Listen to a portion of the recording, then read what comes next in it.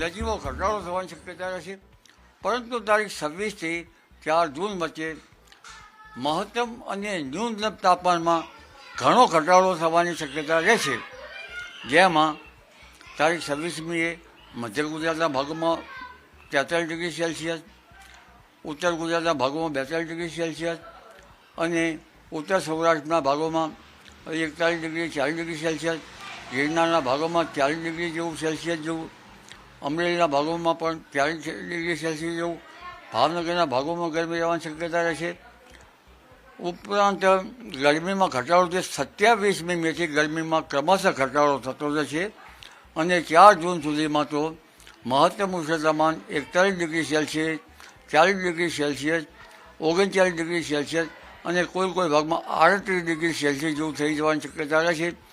પરંતુ આ અરસામાં પવનની ગતિ વધુ રહેશે, વિન્ડ ગસ્ટ વધારે રહેશે.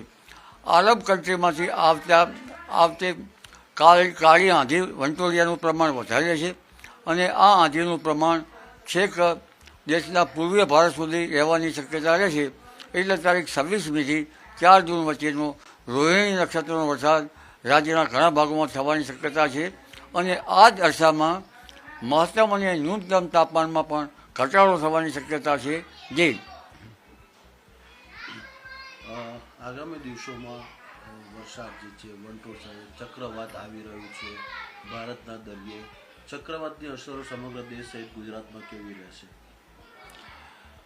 પશ્ચિમ હિન્દ મહાસાગર ગરમ છે એટલે ચક્રવાતની સ્થિતિ રહેશે. વળી અલ નીનોની અસર પણ છે, ગરમી રહેશે. ગરમીના કારણે સામાન્ય રીતે ચક્રવાતો આવતા હોય છે. દરિયાનું ટેમ્પરેચર ઊંચું હોય 26 ડિગ્રી સેલ્સિયસથી વધારે તો સામાન્ય રીતે ચક્રવાતો સર્જાતા હોય છે. પરંતુ હાલમાં તારીખ 26મી મે સુધીમાં બંગાળના ઉપસાગરમાં ભારે ચક્રવાતની શક્યતા રહેશે અને આ ચક્રવાત દક્ષિણ પૂર્વીય તટો ઉપર દેશના ખબર લઈ નાખે તેવો ચક્રવાત હશે.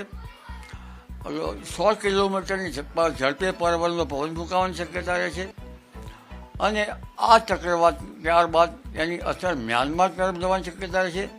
મ્યાનમારમાંથી રિકવર થઈને પશ્ચિમ બંગાળમાં અસર રહેવાની શક્યતા રહેશે.